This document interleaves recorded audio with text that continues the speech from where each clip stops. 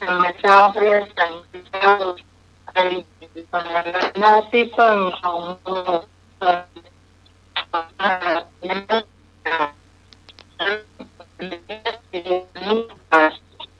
ที่พระสังฆท่านนำมาเลยธรรมเจ้ากราบนมัสการพระโคสมุทิโลและอันนี้เพื่อ4.50 เมกะเฮิรตซ์เจ้าวาดวัดไผ่เจ้ากราบนมัสการพระครูบดีกาสมัครญาณสีโลรองเจ้าวาดวัดไผ่เจ้าเลื่อนพรนะหมาย แล้วก็สวัสดีให้หนูสว่างไม่เจ้านี่ครับพี่หมายครับผมที่สี่สวยนะเจ้าสมรักเจ้าสวัสดีคุณผู้ฟังที่กำลังรับฟังรายการธรรมะคลายเครียดอยู่ต่างบ้านทุกคนทุกท่านตัวนะเจ้าวันนี้ทีมงานธรรมะคลายเครียดของเราโดยพระเจ้าพิสมัยสุริยดรเจ้ามาพบปะกับคุณผู้ฟังเหมือนเช่นเคยทุกวันเสาร์แล้วก็วันอาทิตย์เจ้า3 ทุ่มถึงเที่ยงคืนเนาะเราจะมาพบปะกันนะคืนนี้คืนเดียวนะเจ้าเขาจำไปไหนเนอะไล่ไปเลิก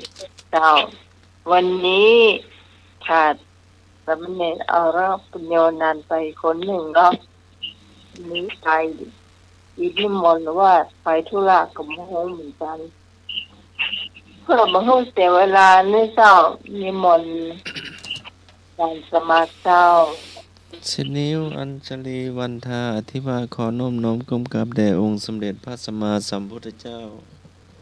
พระพุทธพระธรรมพระสงฆ์ตลอดถึงพระอรหันต์ทุกตน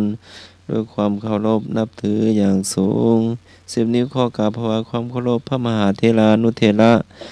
ทุกรูปผู้มีคุณูปการมีหลวงพ่อพระครูสมุวิศวัตวรกิจโจผู้อำนวยการสถานีวิทยุพระพุทธศาสนาและวัฒนธรรมคลื่น FM 104.50 เมกะเฮิรตซ์หลวงพ่อเจ้าวาดวัดฝ่ายเห็นที่ได้มีเมตตาธรรมอย่างสูงถวายความเคารพครูบาอาจารย์ทุกรูปเน้ออาจารย์เอารักตัวแล้วก็เจริญพรนาพิสมัยเจริญพรลุงหนุ่ยเน้อเจริญพรพ่ออาจารย์7 สีเน้อสายตัด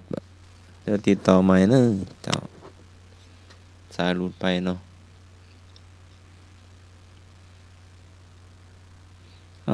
วันนี้ก็ได้ไปงานเนาะงานผูกพัทธสีมาเนาะผูกพัทธสีมาฟังลูกนิมิตเนาะที่วัดป่าไผ่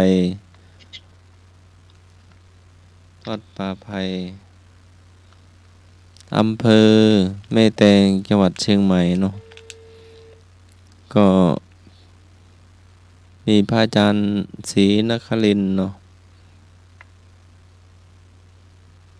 พระอาจารย์เจ้าอาวาสเนาะที่ได้เป็นเจ้าอาวาสเนาะอดีตก็เคยได้จำพรรษาที่วัดฝ่ายหินเนาะอดีตก็ได้เป็นพระอาจารย์ผู้อำนวยการธรรมสถานเนาะเจ้าลุงพ่ออาจารย์กล่าวต่อเนาะทักทายเนอะทักทายท่านผู้ฟัง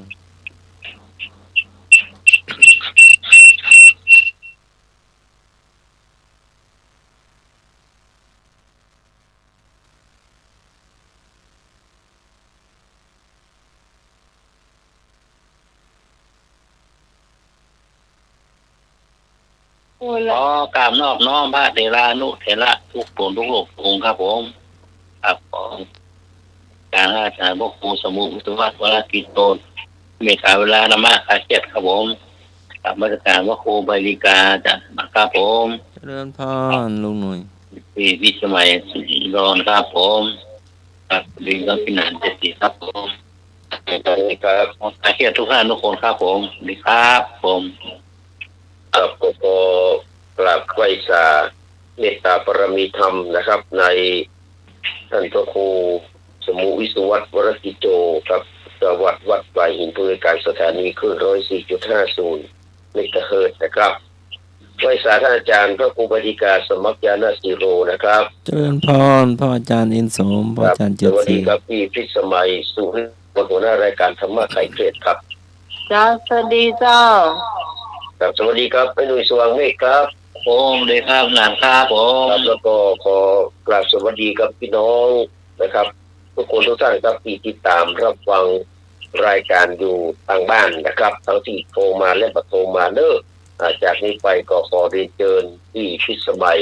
ได้ดำเนินรายการต่อเลยนะครับ เจ้า ช่วงนี้คุณผู้ฟังอยากฟังเพลงไหนเจ้าโทรขอเข้ามาได้เลยเนาะแต่พี่กรณ์นี่เปิ้นขอฟังเพลง อย่าลืมฉันของสายันสัญญาเนอะแต่พี่พรเอราวันก็เจ้าลืมไปแล้วพี่พรก็ยังบ่ฮู้ลืมไปแล้วอ่ะ นั่นเป็นหน้าว่าไปลม อย่าลืม อย่าหมู ฉัน นี่หลวงพ่อกะลืมฉันน้ำกับปานากะ อย่าลืมอย่าลืมปันน้ำปานะอ๋อก็เดียวก่อนดู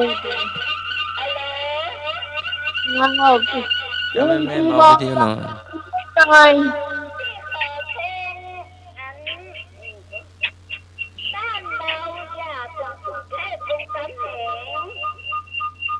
อุ้ยเบาเพลงโน่นหน่อย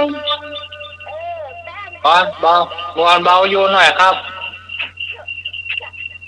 มันหุย บ้านเราของสุเทพวงศ์คำแหงเนี่ยอาจารย์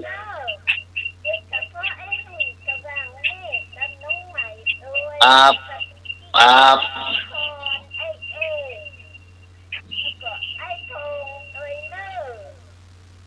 รับ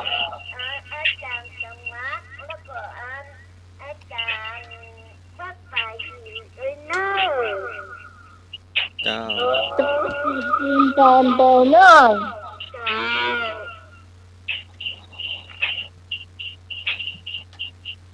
หันว่าได้วิทยุได้เปิดท้องให้เสียงดังขนาดล้อ มีโยมมาฮัลโหล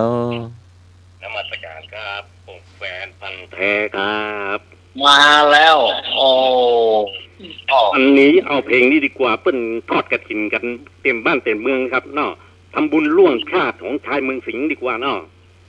ครับ เนี่ย ครับ วันพรุ่งนี้ผมไป ครับ ต้นกระถินวัดแม่วัดเจดลินแล้วครับเนี่ยมันพูดก็ไปวัดเจดลินครับอ๋อครับ จ้า เฮาก็นึกว่ามันจมไปกับน้ ครับผมกับนมัสการพระสงฆ์องค์เจ้าสมณเณรทุกลูกทุกองค์นะครับสวัสดีงานธรรมะคลายเครียดทุกท่านทุกคนเลยครับผมสวัส ำมัน ดี จะดี เจ กัน ริญโยมพงษ์ วันนี้เอาเพลงหรือไม่ลงของแม่ของศรีวรนุชนะครับ อะไรนะ หรือไม่ลงของแม่ของศรีวรนุชครับผม ยืนให้ลง เพลงนี้มอบผู้ทีมงานธรรมะคลายเครียดทุกท่านทุกคนนะครับเน้อครับผม ได้ไรเนาะ ลืมไม่ลงหรือว่าไหนว่าไม่ลืม คือไม่ลงครับผม ไม่ลงเนาะ คือไม่ลงนี่เป็นของตัวพลครับอ่ะ ที่ไหนว่าไม่ลืมล่ะ ของตัวพลของแม่ของศรีนั้น ไหนว่าไม่ลืม ครับเขาลืมไม่ลงของตัวพลสมบัติเจริญนี่ครับผมครับ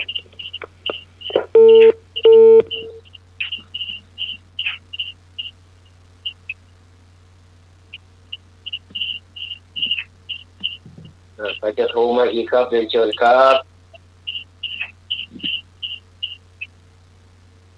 ต้องจับ เอกพยาวมา โต เดียวเขาจะเอาเพลงสุดท้ายให้หลวง บ ตาง ปลาบงปลาบงต้นเตาปลาแดด ถ้าคลิปนี่นะพิมพ์ไว้เลยเนอะ ปลาแดดปลาแดดกัดก้อม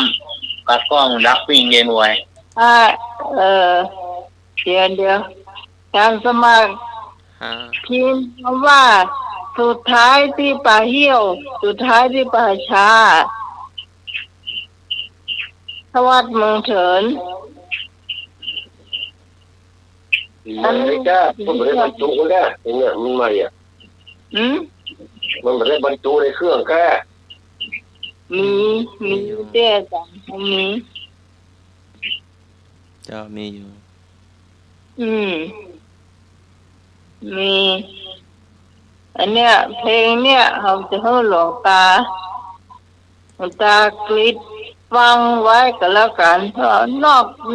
จากเพลงนี้เขาโมโหจะหาเพลงไหนให้ละทุกคนต้องตายนะ มีเพลงเนี้ย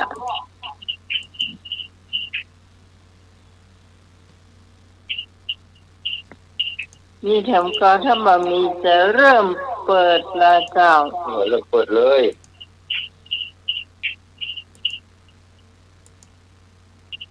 ถ้าเครื่องรถเดินเลยไปแล้วเนอะ